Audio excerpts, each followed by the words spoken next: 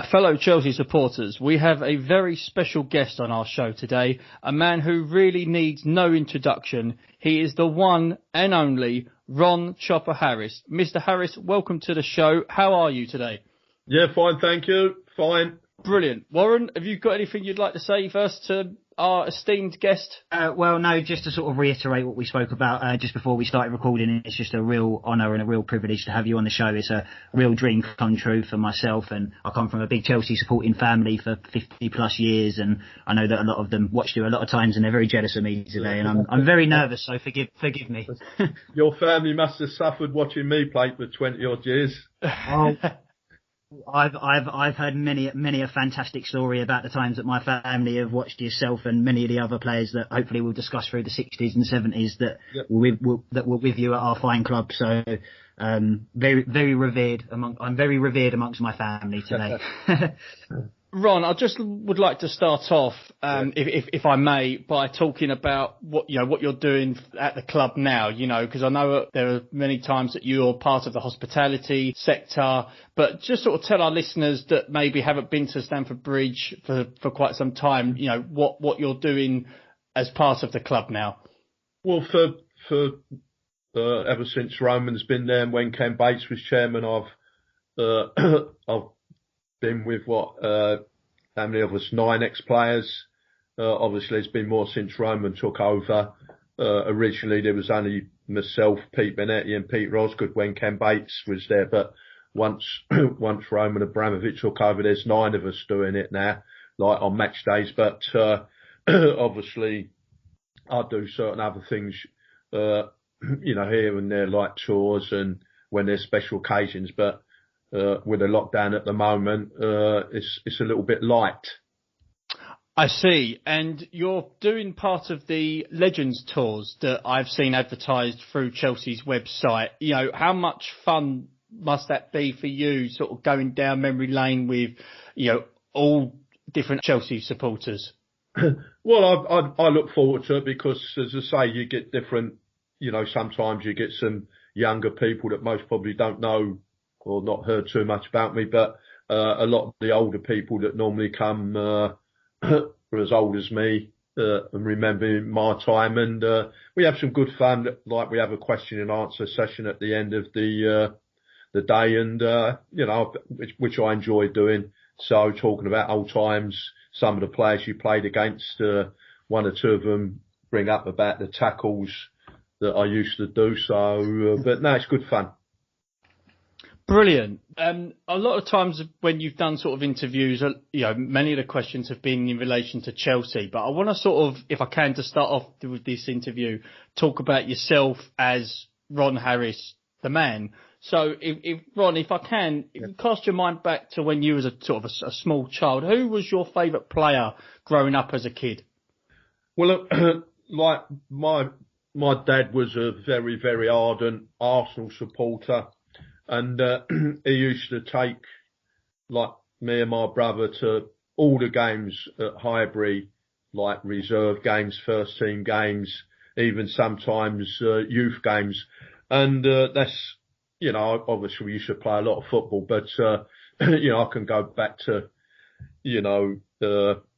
somebody like Arthur Milton that used to play on the right wing, that used to play cricket as well, which I used to do. So, when I was offered the chance of going to Chelsea, I had to make a bit of a tough decision because I used to play a lot of cricket and I was offered a contract to go up to like Lords at Middlesex, but I decided to go to Chelsea, and I've had no regrets because I've worked there for I was there for 21 years as a player, and for 20 odd years I'm still employed by Chelsea, doing the hospitality and certain functions that go on, not so much at the present time, but, I look forward to it. I work with some lovely people at Chelsea, and I really enjoy it.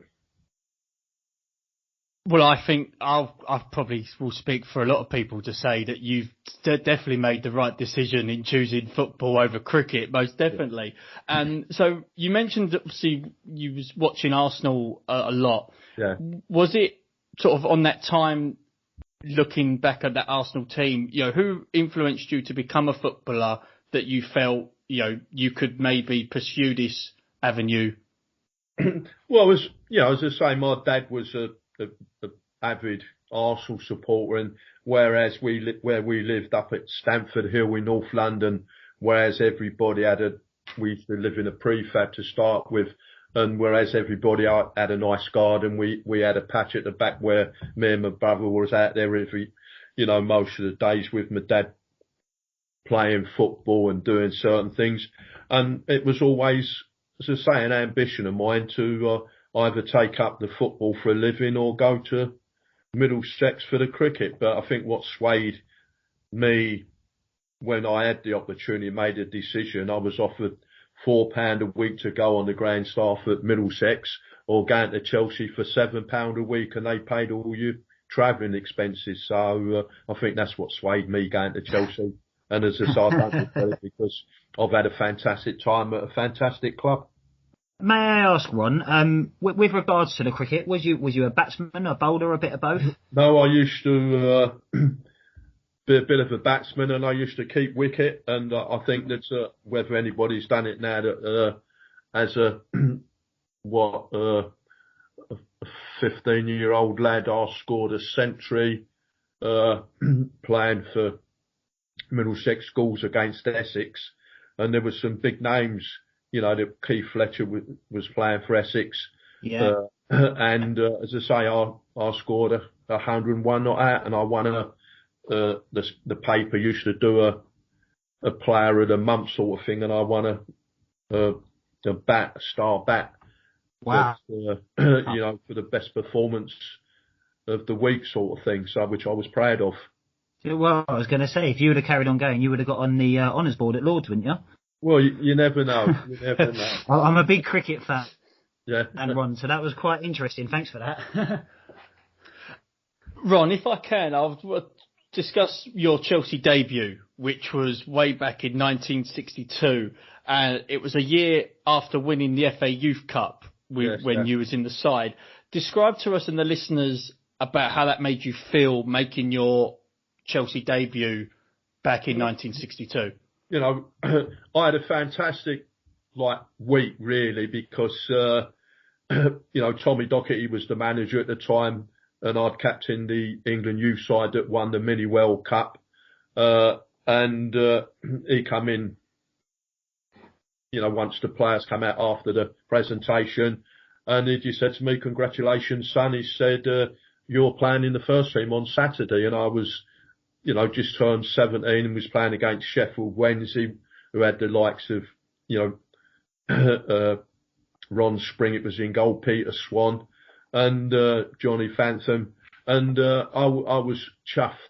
And, that started me. I played, maybe for a dozen or so times, and then I was left out the side until the start, because they were, I think we got relegated that year, and only come back into side at the start of the season when Chelsea was in the so-called second division then. Well, with that, it was only another 3 years in 65 that we won the League Cup against Leicester.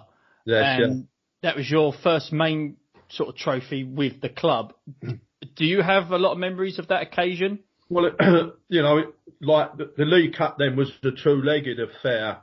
And I think we won 3-2 on aggregate over the two legs, if I can recall it. But that was the first major honour I won at Chelsea. And as I say, we had some good players that come through the youth ranks from the youth side that you knew, and it was a fantastic feeling, because the League Cup then was a major competition. I think it's been devalued over a period of time, but everybody played their so-called best side then, and I was pleased to say that at least I've won something at Chelsea.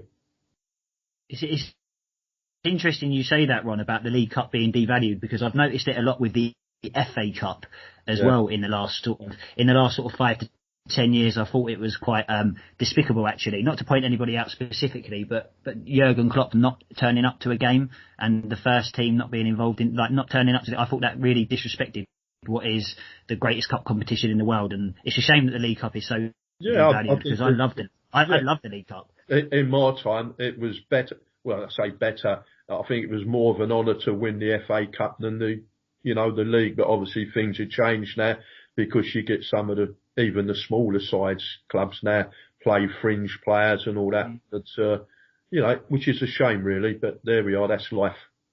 It is indeed. Do you remember, Ron, that infamous incident that involved Chelsea playing a away tie, and the manager, I believe it was Tommy Docherty, had a row with a couple of players, and one of them, I believe, was Terry Venables? Venables. Yes. Do you remember much about what happened on that night? Because, a lot of Chelsea fans sort of do remember it. Sort of have taken one side over the other. So because I believe that you were there at the time as well, what was your feelings sort of on that particular event? Well, I think where it all started with, some of the players and Tom is that we were staying at Blackpool at the time, and we were playing Blackpool on the Saturday, and we used to go up there. Say like on the Monday night, we played a game Saturday and come home. But, Tom used to say, look, go out and enjoy yourself, but make sure you come in at a certain time. When, what happened is that, on the Thursday night, Tom said, look, we've got this game on Saturday. And we were doing quite well in the league actually at the time. And, he said, just make sure you're home by 12 o'clock. And what happened is that I think Tom realised it was something. I was rooming with a lad, Marvin Hint, who was one of the players that got sent home. And I remember Tom coming round late at night, knocking on the door, asking where Marvin was. And I just said to him, I don't really know, Tom. I'll come to bed early. And it was only in the morning that when everybody come down for the start training, breakfast, Tom had gone round the rooms to find out ones that had not come back.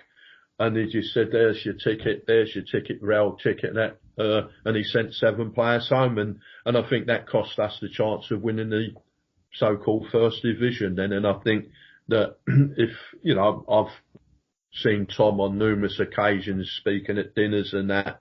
And I think if you said to him, did you regret it? He's always turned around and said, yeah, send in the players home. He should have maybe fined them a week's wages or something like that. But, that's history now.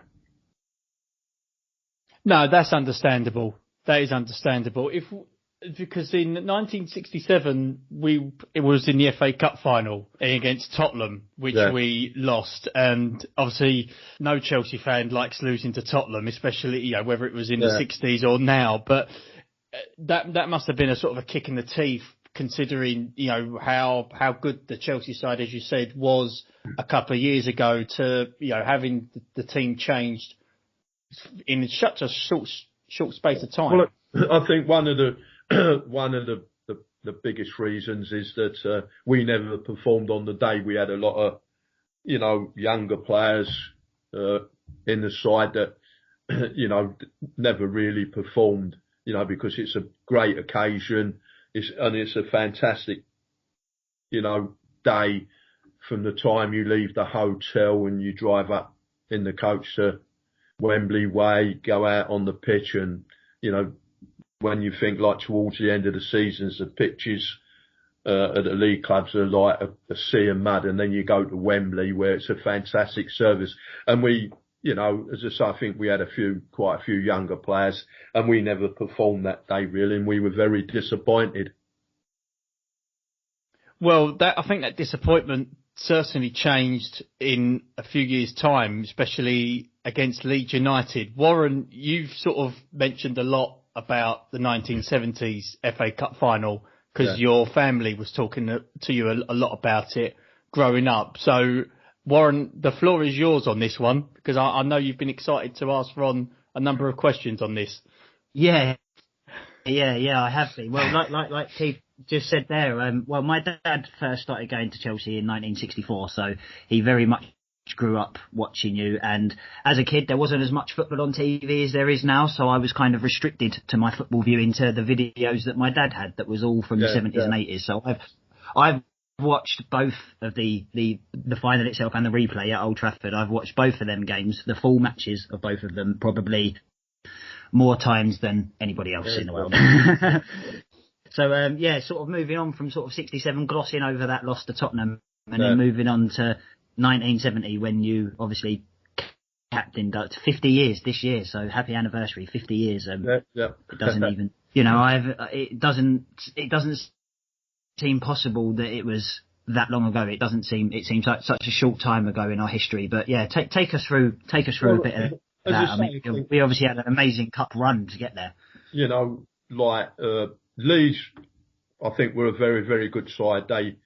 I always say to people that, they compare, because to me they had three exceptional players in Billy Bremner, Johnny Giles and Eddie Gray. We had, like Charlie Cook, Alan Hudson, although he never played, he was injured, and Peter Osgood, and I think they were two well-balanced side. I think the first game at Wembley, we were very, very, I think, fortunate to come away with a draw after extra time. And then, I come off just before the 90 minutes because I'd pulled a muscle a few weeks beforehand and only played because I had the cortisone injections.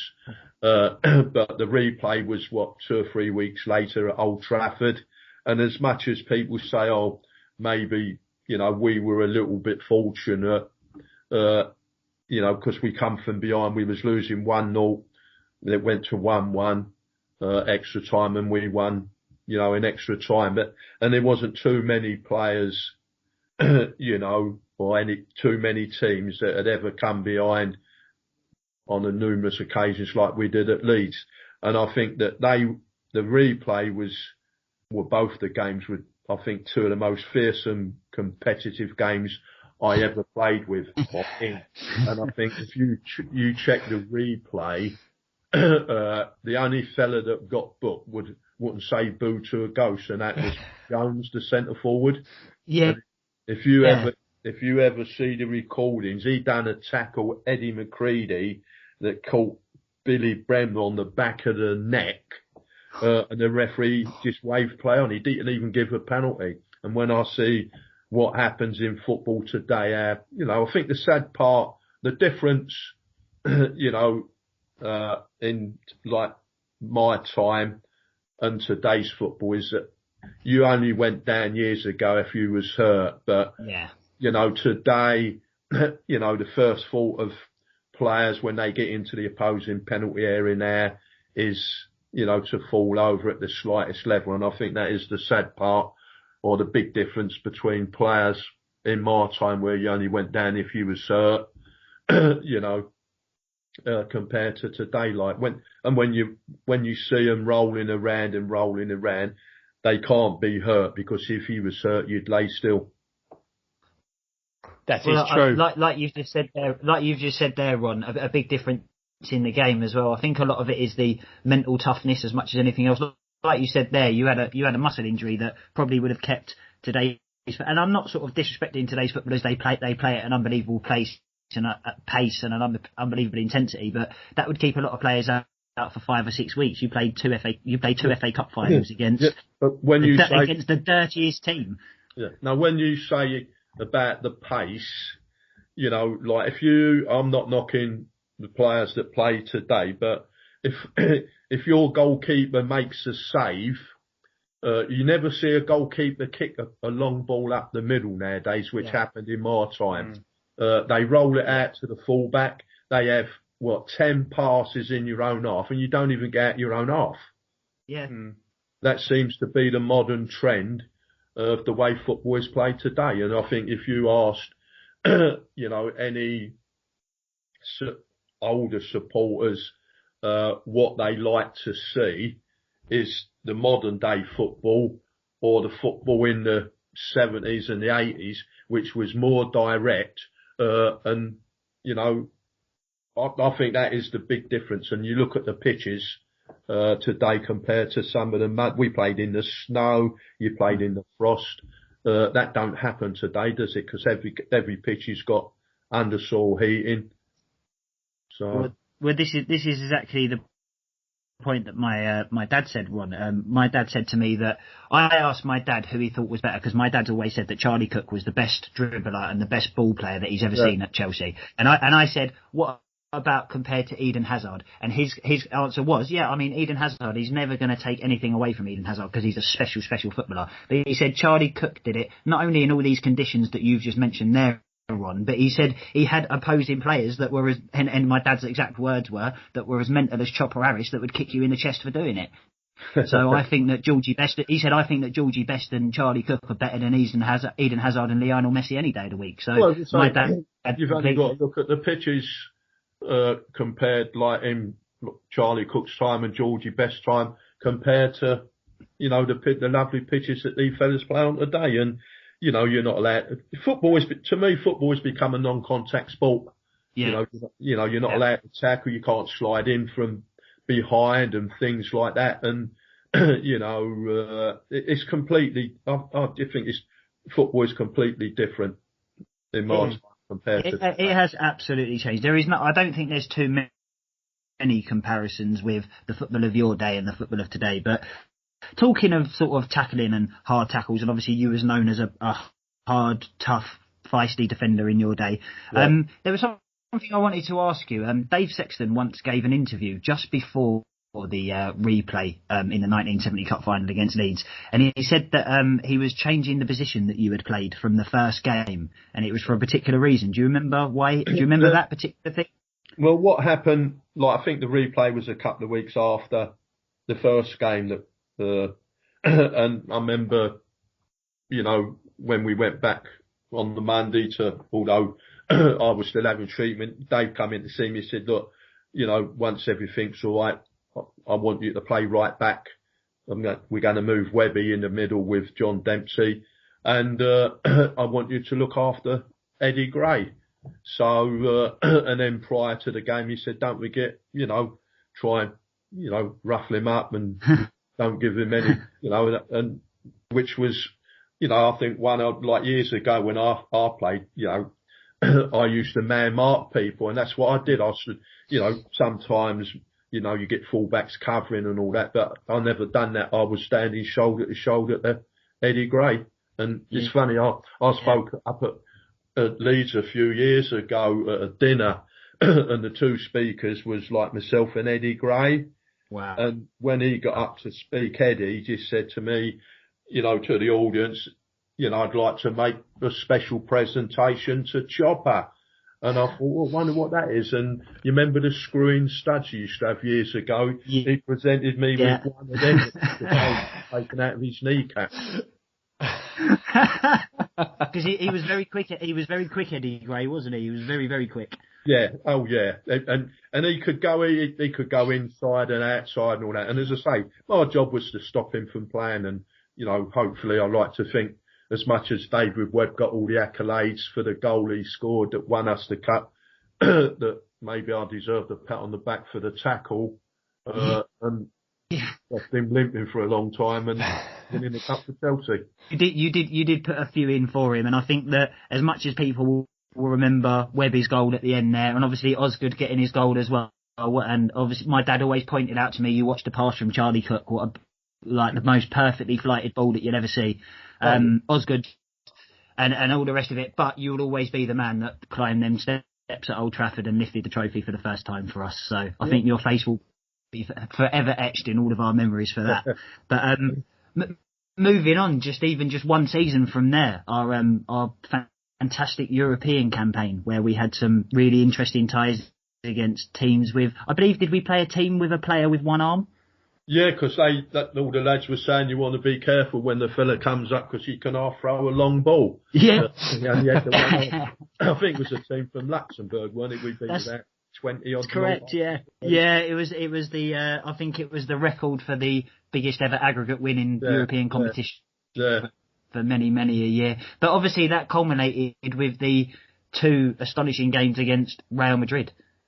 Well, it was fun because, I remember like we went over to Athens, where the final was. Yeah. And, like the day beforehand, and it was, you're playing against, one of the best clubs in the world, like Real Madrid.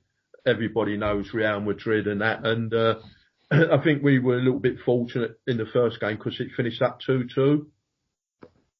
And then that's right. This was on the Wednesday. So we had to play a replay on the Friday. Yeah. And we had, quite a few Chelsea supporters that stayed over, and they some of them slept on the floor in the rooms where the players was. But if people wouldn't believe you, like because some of the lads were that gutted, to only draw the first game, that some of them went up to the Hilton Hotel in Athens and had a few drinks. Only because, you wouldn't be allowed to do that today, and maybe people would say, well, that's wrong and everything. But at the end of the day, it never done us no harm because we finished up winning 2-1. So,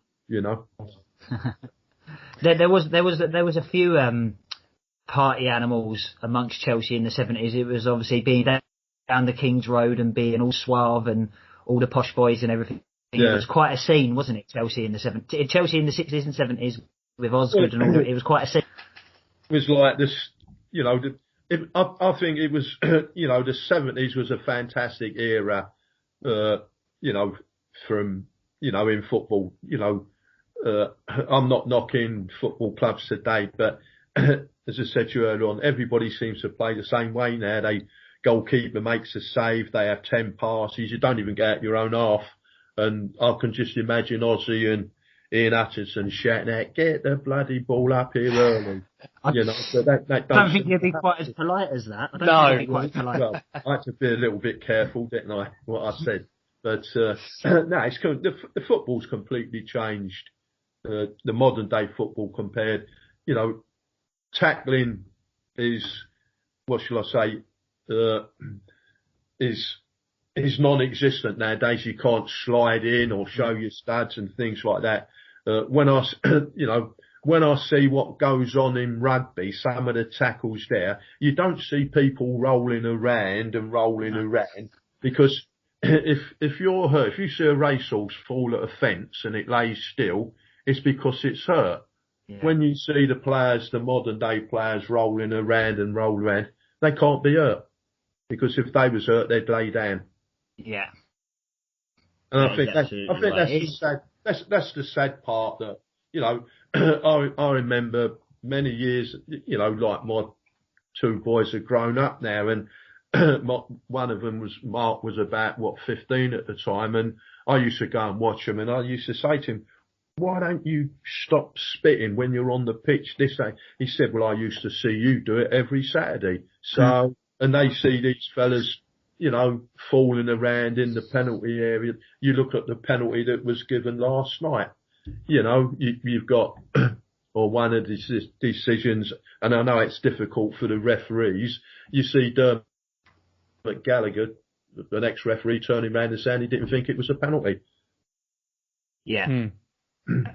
Yeah, the art of defending has definitely changed over the years. Like you said, the art of the tackle is completely non-existent now, because if you can, like you say, if players like Neymar in particular, who are quite acrobatic in their injuries, it's like you say, it's like a child. If a child is being quiet, they're hurt. It's the same sort of principle. Yeah. It's that instinct, isn't it? And that instinct has gone from the game for sure. But moving on from that, and moving on from sort of our success obviously that was our first European trophy as a club. It was the year after our first FA Cup triumph as well. It was obviously, a fantastic time to be around the club. Obviously, as the decade progressed, there was a few ups and downs, and players obviously came to the end of their careers, and certain other players moved on. And it wasn't all sort of success and glory. I mean, how were those times at Chelsea? I suppose that must have been a real test of character around the club. Yeah, I just think that, this happens to, most probably quite a lot of clubs, isn't they? They're high there at one moment, and then they have a bit of a wobble, and players leave, and, fallout with the manager and all that, and they're chopping and changing. So it was difficult, but obviously, like Roman's come into the club now, he spent a lot of money, and I think there's some successful times for Chelsea for for a few years to come, like. Absolutely. Ron. I mean, would you? I mean, I suppose this sounds like a silly question, but obviously, like you said, your dad was a hardened Arsenal fan and you used to frequent Highbury and all the youth games and everything. So you probably went to, Arsenal, God knows how many times as a kid. Yeah. Are you a Chelsea fan or are you an Arsenal fan now or what? Yeah, people say to, like, I say to people that, like being an Arsenal supporter and things like that, when they play Chelsea, play the Arsenal now, I want Chelsea to win because they're the ones that have paid me for 20, 30 years doing the work I do, the hospitality, and I work with some lovely people there. I'm not saying there's no lovely people at the Arsenal, but if Chelsea were playing the Arsenal tomorrow, I just hope that Chelsea win. Good. I'm so glad when I was really nervous asking that question. Obviously, like you say there, you've worked with the hospitality and you've been around the club ever since you left us, and then obviously you went on and had a little bit of time, I believe, at Brentford and Aldershot as well. I believe. You had a little bit of time there. Did you play against Chelsea in your time at Brentford or Aldershot? Only in a pre-season friendly. That was at your reception. Park. And it's don't get me wrong, I would never, knock Chelsea, but as I say, at the time my shirt was Brentford, and I was hoping that I can't remember the score. I got a feeling we might have won actually, but it was a pre-season game, and he wasn't really. Your interest was getting fit. Yeah. And then I had a couple of years out, and then. A friend of mine decided that he could get into Aldershot, and asked me if I was interested if I went back as a manager there. And at the time they was about third from the bottom of the fourth division. Wow. And, we, there was a lot of controversy going on with the fella that is, the fella Bob Potter owns one of the big clubs, like sporting clubs. He was the one that was the big noise, and a fella called Reg Driver. Anyway, a friend of mine got all the voting and everything, and they voted him out. And I'd like to think that I took one or two good players, and we finished up in the top half of the table. That we only took over, for a few months, and I've got people like Tommy Langley playing for me, and I can't remember his name now, the centre forward that went to Manchester United. He was with me at Aldershot on loan for the season because George Graham was the manager. I think Teddy Sheringham. Teddy Sheringham, yeah. Would have been around about the right sort of time. Yeah, because then he would have moved on to Millwall and places like that. Yeah, I think George Graham was manager at Millwall at the time, and I don't think he'd played that often, Ted. And I thought he looked quite good for our standard, and we got him on loan for the rest of the season. But I never see the season out because the fella with all the money at this Bob Potter who owns the clubs, the nightclubs and everything. Paid silly money for the shares, and we got kicked off. So you got booted out, and they've been down here ever since. One thing I did want to mention, Ron, is that you'll be forever known, obviously, as being the record appearance maker for Chelsea. Yeah. Right, so 795 games. One thing that people don't mention very often is the fact that you actually scored 14 goals for us as well. And there is one in particular that sticks in my memory, a fantastic strike away to Derby at the baseball ground. Well, I think that won me the second best goal of the month. They used to do the voting, didn't they? Yeah. That's right. Yeah. Second or third. Yeah, but the thing being is that years ago, maybe if I'd have been a bit more attack minded, which I wasn't, I was told to defend and do this and do that. I very seldom ever crossed the halfway line. Maybe if I was a little bit more adventurous, I might have scored 25 goals a season. Well, maybe, this obviously didn't affect your performances on the pitch for 20 plus years for Chelsea, but maybe the fact that you was playing alongside defenders that may have had a bit of a height advantage, so they went up for corners as well, because you was playing alongside some 6 foot plus players. Yeah, oh yeah, obviously I was, I'm only 5'8", but I very seldom went up that far. If I crossed the halfway line, I've got a nosebleed. Because I say, you got the further you get forward, the more you've got to run back anyway. I think you've got it right, to be honest with you, Ron. More than that. It used to take me a little bit longer to get back, or have an extra day off. Yeah. Ron, I just wanted to sort of ask about, sort of going back to your playing days. You know, we've sort of touched on the likes of Charlie Cook and Peter Osgood, but what was it like sort of playing with, seen as it now, icons such as Peter Bonetti, you know, Osgood, even the likes of Ray Wilkins as well? You know, when you look back on your career, for you, what was it like playing with them greats for the club, you know, and looking at it as a whole? Well, as I said to you earlier on, that everybody has different opinions about picking the best Chelsea 11 and things like that. But the likes of, you know, Peter Bonetti, Peter Osgood, Alan Hudson and Charlie Cook, I think would always get in my best Chelsea 11. And I'm not being disrespectful to the players of today, but, you know, it is I think it was a lot more tougher years ago and than what it is today, when you've got, you know, but the likes of Oz and them could look after themselves. Nobody, you know, I don't say got the better of him, but he would give you as good as he got. And don't forget, there was some big centre halves years ago, physical centre halves. Do you think, Ron, that Peter Osgood in particular, I know he had a really bad leg break, didn't he, when he was quite young? Do you think that, I mean, obviously his class was obviously evident in, you know, in all his matches and his toughness and his approach to the game, but do you think that he ever really reached his best after that injury?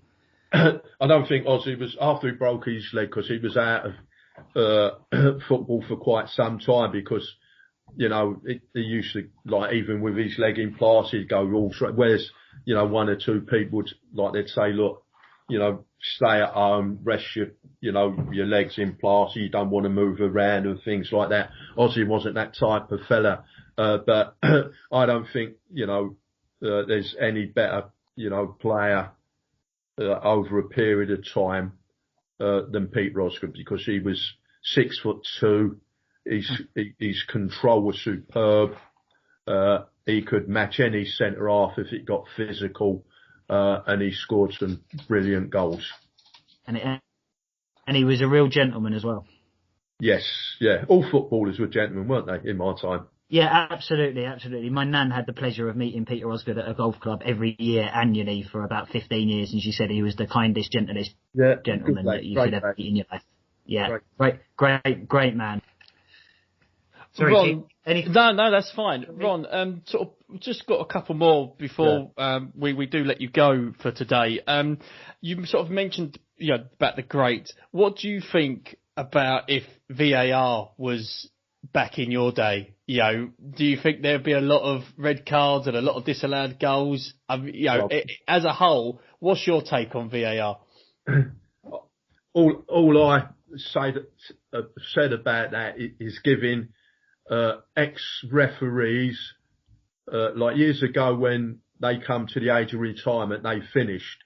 But all it's giving at the moment is ex-referees an income for when they're most probably could be working as a whatever. But I think it's a joke, and you've only got a decision last night. We can't all be wrong, can we? No, I know you. There has been some awful decisions, hasn't there? There's been some decisions that have been like, okay, who's getting paid? Finally, Ron, discussing about this season, what do you make of Chelsea and what are your thoughts on Frank Lampard being in charge? Well, I think Frank, you know, every time I've seen him or met him, and I think he's a fantastic guy. But, I think that, I'm talking as a pundit now. I think that for them to win the Premiership this year, I think they need one or two good defenders, because whoever they've got playing at the moment, they concede goals, and they're conceding goals consistently. Anywhere else, I think they're fine, but I think that's the biggest problem they have at the moment is shipping goals. Yeah, absolutely. We have been. If you speak to him before, or if you see him before, tell him I'm still available. I'm sure VAR would have a field day. Yeah. I think you'd give Kepa a piece of your mind as well, Ron. I think having him. It just seems every time he seems to play, he seems to, he's a young lad. The onus is on him, and he seems to make a mistake. But it'll be a long time before they get another Peter Bonetti. Yes. Oh yeah, it certainly will be. Do you think, Ron, with regards to Kepa, do you think that there's a certain element of, he's a professional goalkeeper, he gets paid an astronomical amount of money to be a professional goalkeeper, right? So, I don't question that, but do you think that a period out of the team, do you think that Frank should have taken him out of the team for a period of time before this? Do you think he's been left out, hung out to dry, so to speak, a little bit? Well, like they've gone and paid, a fee for another keeper, haven't they? Although he wasn't playing the other night because he was injured. But no, I feel sorry for Kepa because he's come down with a young lad, the biggest fee that they've paid for on the transfer market. And it's like everything else when you're having a good time, you want the ball as many times as you can. But if a goalkeeper makes a mistake, 9 times out of 10, it's a goal. And at the moment, I think he's just lacking in confidence. I'm glad you said that, Ron, because I'm one of the very, very, very few Chelsea fans that expresses his empathy, if nothing else, for Kepa. I don't excuse his mistakes because I think they're very poor mistakes, but I do have a lot of empathy for him, and I'm glad that we have it recorded that the great Ron Harris agrees with me. So thank you very much. So thank you very much, listeners. I'm backed up by one of the greats. Ron Chopper Harris, it has been an absolute pleasure having you on the show today. Both myself and Warren really appreciate your time today, and hopefully when this COVID is eventually gone, we will see you again down the bridge watching the mighty Chelsea, hopefully quite soon. We'll keep our fingers crossed. Thanks ever so much. Ron, thank you very much. Thank you very much. Cheers. Cheers. Bye-bye. Thank you. Bye. Chelsea supporters, that was the great Ron Chopper Harris on the Blue Day podcast. Warren, just for the listeners that may not be aware of who Ron Harris is and what he stands for with Chelsea Football Club, could you just quickly run over some of the stats for me, as I know you have them chiselled in your mind? Yes.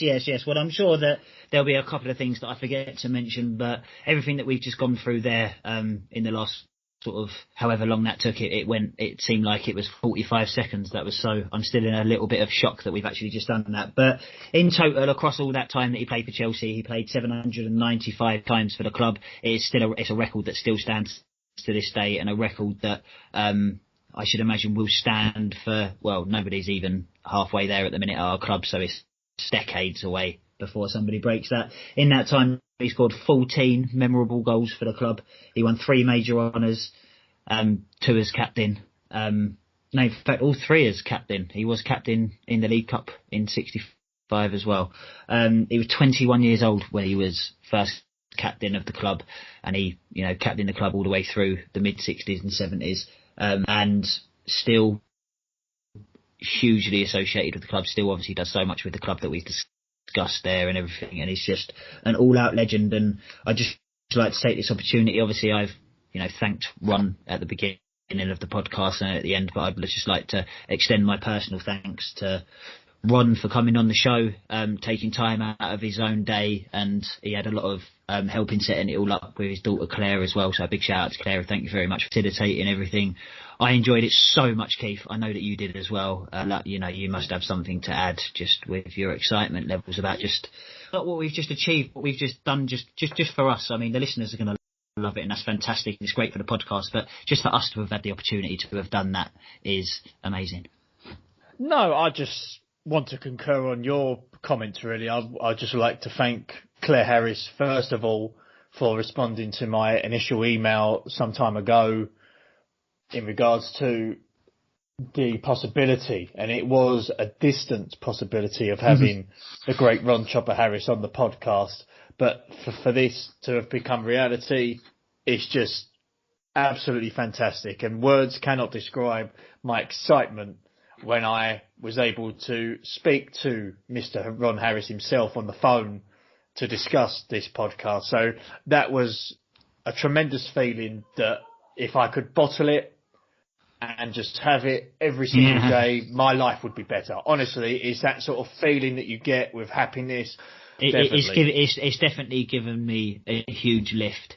And I didn't need any more motivation to do the podcast, but I feel that it's given me inspiration as well, because I know that Ron Chopper Harris has done various interviews and stuff over the years, of course, but to have spoken about everything that we've just spoken about there in one place at one time is something that I would have always wanted to have listened to. So I hope that we've brought some joy and some interesting facts and stuff to all of our listeners that have tuned into this episode and enjoyed the Chopper Harris interview, because it really is a dream come true. So thank you very much. But yeah, I think that that pretty much sums everything up, Keith. Should we wrap this up? Yeah, let's wrap this up. Because I just want to say one more thing before we do have eventually go. Ron Harris was the first ex-player that has been on the show, and he will not be the last. There will be a few more announcements coming up very, very soon about new guests potentially coming on the show, definitely for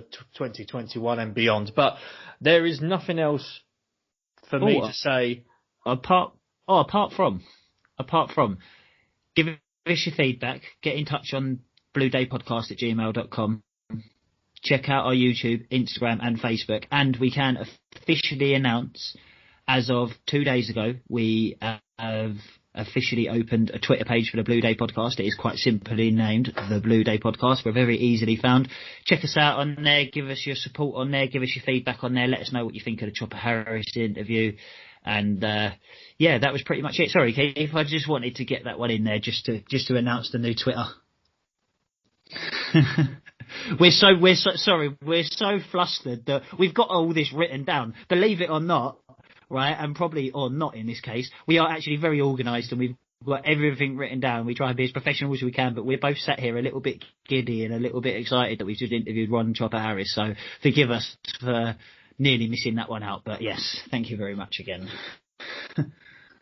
There is nothing else for me to say other than thank you to all our listeners on YouTube and iTunes who have taken the time out of their schedules to hear the great man speak, including Warren and Ron Harris. And we will be back, fellow Chelsea supporters, next week with our favourite Chelsea 11s. So stay tuned for that. And there is actually going to be a special segment in there that my co-host doesn't know about, which I will leave as a surprise for him. It's a nice surprise. But everyone, trust me, honestly, from the bottom of our hearts, stay safe and carefree.